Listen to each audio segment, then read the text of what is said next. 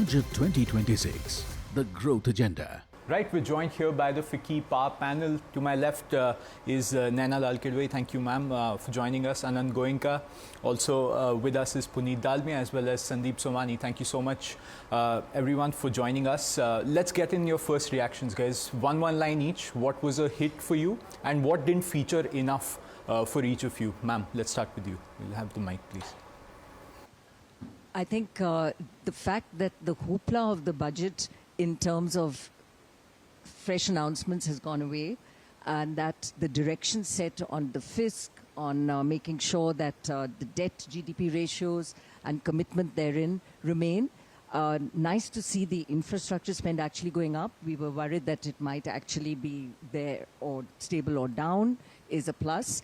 And I think a very balanced budget, one that sets direction in the right spaces. The market has, of course, had high expectations for capital gains tax. So if there's a miss, it's probably been on the capital gains tax for debt, which some of us were hoping would be brought closer to parity with capital gains tax for equity. Fair enough, yes. Mr. Goenka? Yeah, I think this is a budget of growth, inclusivity, and continuity. I'd say one thing that really stood out for me was the continued focus on manufacturing, where there was a great balance on strategic areas such as semiconductors, rare earths, electronics manufacturing, as well as sectors where there is a higher labor component such as textiles, apparels, shoes. So that balance of focus of manufacturing stood out for me. I think the one word which stands out for me is certainty. In an era of unprecedented global chaos and uncertainty, India is a very credible growth story, and it offers certainty, security and growth all at the same time to investors. I also think that this budget is further strengthens the larger vision of Viksit Bharat by 2047 and Atmanirbhar Bharat. So it just strengthens the vision with building blocks it just creates Sabka Saath, Sabka Vikas, where there is opportunity for everybody, all families, all communities, all regions, based on strength of those areas. So big vision, but with a lot of micro detailing. And I think that's very thoughtfully done. I think it's we stay the course for the long term. And I think that's very good. What was a miss for you, sir? Yeah. I think, what I thought was a little bit of a miss for me was that I could not, fully understand that, there are at times that people like big bang announcements that, we will get some short-term, boosters. I did not see any big short-term boosters, and I think, but I don't know whether it's a miss, because I think they have gone for strengthening the long-term vision rather than short-term applause. So in my view, it's a thoughtful stay-the-course plan, and I think the budget should be like that. It's not a day for looking at the stock market, but it's a day to look for the vision and how government is allocating capital and how government is thinking about efficiency of capital. So I think I find that if they stay the course and just strengthen the vision of Viksit Bharat and Atmanirbhar Bharat, it will be very good for India. Fair enough. Mr. Somani? So I think the Honorable Finance Minister had laid out a roadmap a few years ago. And I think it's very encouraging to see that every year she is following that roadmap. And that is very important from a commitment and investment point of view. What investors and business people hate the most is sudden U-turns and uncertainty in any process. And I think we've seen with this government that what they say, they do. And I think that is very important. All the right boxes have been ticked. There is investment in infrastructure. She used the word competitiveness for industry. So I think they are doing things which will make Indian industry more competitive, like inland waterways, the ports, the airports. They're all being developed at a rapid pace. High-speed train corridors, focus on certain industries which are job creating. So all these things are good. Focus on capital goods industry, including nuclear power, giving them, customs duty exemption for capex. And most of the products there may be probably imported. So I think they've set on a path and they're going down that path rigorously. And that makes India a predictable economy which is very important in this very unpredictable and volatile environment externally. So I think, as far as I am concerned, directionally very good, good points put forward, which will be implemented. We have the confidence of that. Right. And what didn't feature enough for you? I don't know whether it's featured in the budget, but there was no announcement in reference to low-cost housing. And I think that is something that the government must encourage, particularly for labor and for, if we want more industrialization, there will be more industrial corridors which were referred to, but no reference of labor housing and low-cost housing in general. Absolutely. Before the budget, in fact, the chatter was that the affordable housing cap should be lifted from about 45 lakhs currently to at least 50% higher. So that is some sort of a miss. Okay. Doubling down, I'll come to you, Ms. Kidwai, first. There was mention of the city economic regions by the finance minister. Talk to us about what you are making of it, right? Will these be regionally located in terms of what exactly is this? How is this different from the smart city project that the government is running? I think the big difference here is the clustering of cities. So at one level, it is about the interconnectivity through mobility. And mobility, if you see the way China works, it is amazing because people living, 300 kilometers away from Shanghai or will actually commute into Shanghai for work. So what you do is you spread the benefit into the hinterland. So I think the concept of clustering of cities, which has to come through rail corridors and mobility, but also through the way you treat infrastructure, wastewater, where you position your power plant vis-a-vis a sewage plant, and the utilization of that sewage for power. These are very constructive ways which, frankly, doesn't require space scientists. The rest of the world is looking at it in some of these ways that we could develop very, very well. And I think as we do this, then job creation, coordinated urban growth also begins to happen. So it's an excellent way to look at urban development. And related to that, I think, is the whole municipal bond package, which has been mentioned. The fact that we have to strengthen our municipalities, encourage them to raise money.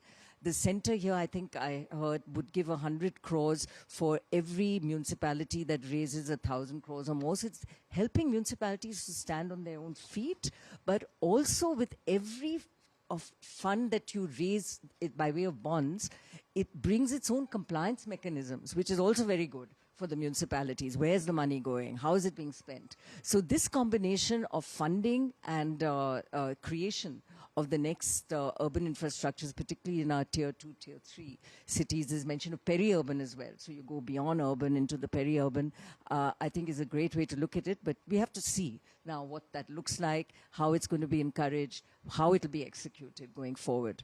But good visioning therein. In a sort of related area, there was specific mention of REITs and not in REITs as well, in terms of the public sector enterprises. And what it's really going to do is encourage PSEs, which are very much in government's hand, to push them to move assets out into REITs, which puts more money into their hands. Also gives more dividends back to the government, I should think, but enables the public sector to continue to grow in ways which they may otherwise have only really had to depend on the capital markets and maybe crowd out the private sector in the process. So this becomes a whole other avenue for funding, which I think is the way to go. And the more REITs we get from the public sector, it will encourage the private sector to do the same. Yeah. Mr. Goenka, coming to you next. Defense, again, was expected to be a big sort of pillar in this budget. Not much mentioned here by the finance minister, though there is a 20% uptick in the outlay for defense, which is what you also expected. But talk to us about, maybe this is one reason why the markets are also falling. There's all defense stocks are down as we speak. Talk to us about what you are feeling about that defense space, given the fact that we are navigating all sorts of geopolitical uncertainties. That's right. I think we expected some more mention about defense. The nature of warfare is changing. The technological advances, drones have become ubiquitous across the board. And our new drone policy that was launched a couple of years ago provides a new opportunity as well. So certainly we did expect more visibility and announcements on some of these spaces. While there's a 20% increase, that's the exact amount that we were looking at. And to that extent, once you go into the fine print, it may already be included. But while the speech time is limited, so I think we'll get some more clarity in that case. But our view is capital outlay, research and technology are areas where we can increase our defense expenditure, which is hopefully visible in the fine print. Fair enough. Mr. Dalmia, talk to us a bit about the sort of infra outlay that has come in for you as a leader of Dalmia Bharat. Talk to us about the various sectors that you are in, how they get impacted. Talk to us about that. I think India is making massive investments in both physical and digital infrastructure. And this is not a 1 year thing, but it's a multi-year strategy. And I think it is causing inclusive growth because it's connecting people and it's boosting productivity. So India is moving from just a domestic growth economy to a globally competitive economy over time, where logistics costs will come down, more people will be mobile and connected, and therefore trade can also increase. I think I have seen some phenomenal benefits on the ground. If you see the rural areas, the roads have become very good. There are lots of new airports, and it just like amazes me as to in such a short period of time such good infrastructure has been built. Even the new railway trains, you feel proud that you are in an Indian airport and an Indian railway station. It is cleaner, it is more modern. And, even some of our services there work really well. If you look at the retail spaces in city airports, if you see how quick immigration is compared to, what it is in the West now, India is really setting very good benchmarks for itself. So I think it actually makes a difference to the experience of people, and it improves productivity of people. I've also seen that, we have a large presence in Northeast. It was an ignored area. And now with better infrastructure, rail connectivity, with more airports and also bridges, it is really helping the growth of that region pretty phenomenally. So I think in India, infrastructure used to lag economic growth, and in China it used to lead economic growth. So you have to first build infra, and then growth comes. And I think India has really reversed the thing, and I think they're making massive investments which are paying great dividends, both domestically as well as for competitiveness. So I think even on digital infrastructure, the story is the same. Our UPI, our 5G telecom network, and I think both physical and digital infrastructure is unlocking productivity and creating inclusion. You mentioned UPI. UPI incentives have actually gone up about 5-fold for this particular year. So that sort of funding by the government and converting UPI into a public good, that is ongoing. Mr. Somani, he spoke about rural infra. Talk to us about urban infra, right? That is something that is a bit that almost all of us have some or the other complain about, the sort of roads there are, the pollution there is. Talk to us about what more needs to be done on that front. So I think in urban infra, you cannot generalize. You'll have to go according to the major cities. So if you take the example of Mumbai, I think they've done transformational work over the last 3-4 years in terms of the kind of infrastructure on roads, particularly that have been built, and the new airport. And the times from going from point A to point B has less than halved. And Anant will be a judge of that.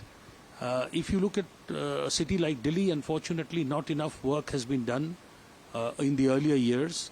And we are very hopeful that now work will start on creating much better infrastructure, particularly on the road network side.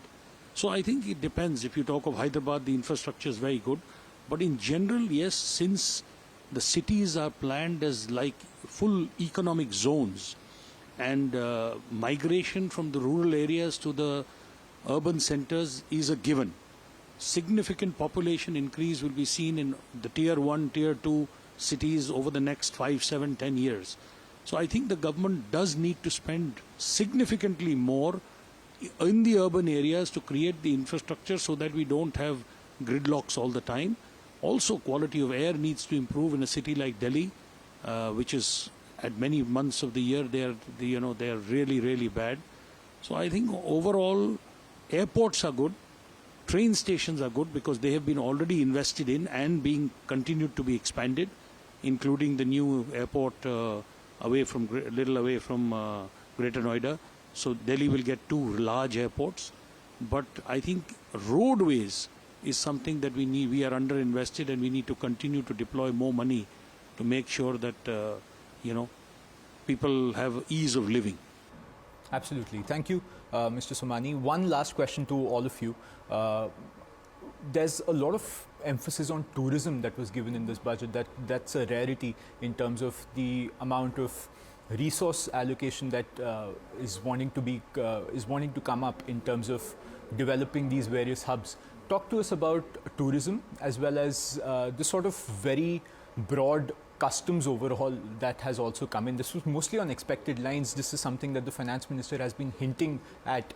Talk to us about how this BCD overhaul will help with the sort of export growth that India is demanding. We'll start with you, sir. Yeah. So I think tourism is a very important sector, both for job creation and for economic prosperity. Unfortunately, in India, over many decades, tourism has been a neglected sector. This government has tried to put it in the forefront, and I think the scheme to train, let's say, 10,000 people in partnership with IITs to train them to a higher level is most welcome. I think incentives should be given to promote tourism in India in a structured manner. If you look at hotel rooms, I think we have less hotel rooms than an island, like a city even like Dubai. Singapore gets some 30 million tourists a year. We don't even get 1/4 of that. And we have natural beauty across every part of India, whether it's palaces, temples, lakes, mountains. We have everything India, the world can offer, India has.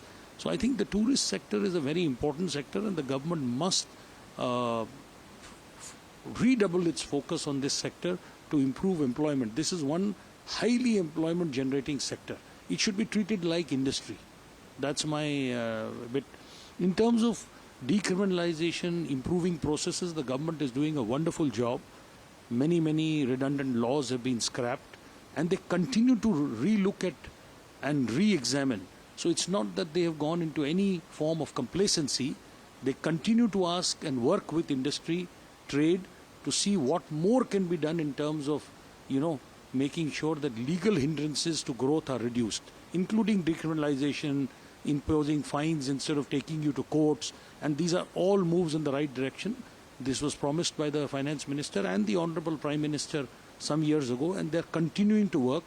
As we speak, there are 2 very high-powered committees of the Government of India working on this very aspect, where FICCI is very well represented, and we've given from FICCI over 3,000 or 3,500 inputs now on ease of doing business. So we are very involved, and we are thankful to the government that they take the inputs from industry for such critical measures. Anything that stood out for you in the customs sort of part of the speech for Hindware and Somani? No, I don't like to comment on individual companies. In any case, it's too premature. I don't know the details because we are just in these interviews right after the budget. So the details is always, the devil is in the details, and that I'm not aware of this point of time. Fair. Yeah, Mr. Dalmia. So I think tourism is a very strategic sector. India is a civilizational state with 5,000 years of history, and it has incredible natural landscapes, as Sandeep was saying, sea, deserts, mountains, plains, cities, rural areas, festivals. I mean, India has so much to offer in terms of, we just saw that, we bought the Lord Buddha's relics, and there was an exhibition which was created in Delhi, and, it's thronged with people. So I think this is India's strategic asset. It creates pride and respect for who we are, and it also helps us export our soft power. And India has been like a state which is, despite GDP growth and phenomenal outcomes in the last 75 years, it has, it is a very adaptive culture. It's a very soft culture. It's a very, I would say, a culture which people like to associate with. It's not a threatening culture. So India is something very special, and I think tourism will help people, from different parts of the world experience India. Apart from that, it creates employment, and I think they've done it very thoughtfully. There are hiking trails in Uttarakhand, Himachal, and J&K. There are turtle nesting trails. There are birding. So I think they've really thought, and apart from this, spiritual and cultural assets also are being unlocked. So I think that's excellent. On the export-import side, I think it's a part of simplification of doing business, which will help MSMEs and which will help others. And it is also, again, strategically positioned to take advantage of the EU trade deal, which will play out in the next 1 year. So I would say that government is being very strategic. At the same time, they listen to people and try to continue ease of doing business and make sure that the compliance burden just keeps going down. I'd just like to just quickly say our food and our culture are global emissaries for us. The Indian food is now so well accepted across every part of the world that it's a global ambassador for us. And I'll just add one more thing. DNA mein Atithi Devo Bhava hai. So I think the hospitality experience here is just phenomenal. I mean, you go out and you can't experience the same Indian hospitality. So it's a strategic sector which has a lot of benefits, soft as well as economic benefits. Yeah, on tourism, I'd just say that one is it's a great source of job creation and a low-cost form of job creation. You look at a factory, there's capital investment that is needed, permissions needed. Here, your capital exists in the form of our history. So to that extent, there's some amount of training, maybe a few hotels, but you're set to leverage those years and years of history in the country. On customs duty, I think the rest of the panel has shared that it is focused on simplification, on moving from prosecution or penalties to fees, which makes life easier, and concessions on areas which are again important to us, leathers, textiles, and job creation areas. That's right. So much has been said about tourism. I just also highlight that medical tourism was underlined and very critical one for the country. Has been there before in budgets, but I think the time now, given that we have the airports, the road connectivity, etc., so that you aren't actually dead even before you get to the hospital or center, is assured. And I think the time is right to really push for medical tourism. And related to that, there was quite a big push on job creation in the healthcare areas. So, we've had wonderful films like Marigold Hotel, where you actually get old people from Britain coming to live in India because of the quality of care that can be provided as a geriatric. So these are the sort of areas which India has a natural space to occupy, job creation, but equally the skilling that we provide in that whole healthcare universe is going to be quite critical. I would also add in the tourism space, the Northeast got mentioned in terms of the Buddhist trails. Wonderful to see again that it is there, and as someone who's really very closely associated with the Northeast, I'm delighted to see that the tourism potential of that area is so huge, and there's just so much to be done there. And exactly as Puneet mentioned, having now that road infrastructure in place can be help develop it. And it's a great integrator that if we can get the people of the Northeast begin to feel the benefit of being part of a big economic country like India, because we push the benefit in to the Northeast, equally that we're bringing the talent of the Northeast into the rest of the country, as we're seeing their presence in the retail sectors, health givers, etc. It is actually a fabulous way to tackle the whole tourism space. I would just say, even while we look at that, if we can focus on the whole waste to energy theme, which the Prime Minister has embraced so powerfully. And I say this in the context of plastic waste management, where, we can push tourism for all the beauty of India and culture, but we've also got to clean up our act. And it is a resource, if we can manage this properly, really secure our waste to energy sort of theme, clean up the plastic, clean up our poor sewage practices, and make sure that we also deliver a clean and pleasurable India to our tourists, domestic or global tourists for that matter. Absolutely. So a lot of growth inside, but a lot of work to be done as well. And this budget sort of gears up to that. Thank you so much, everyone, for your views. Viewers, this was the FICCI Power Panel here after the budget. Stay tuned for more budget coverage.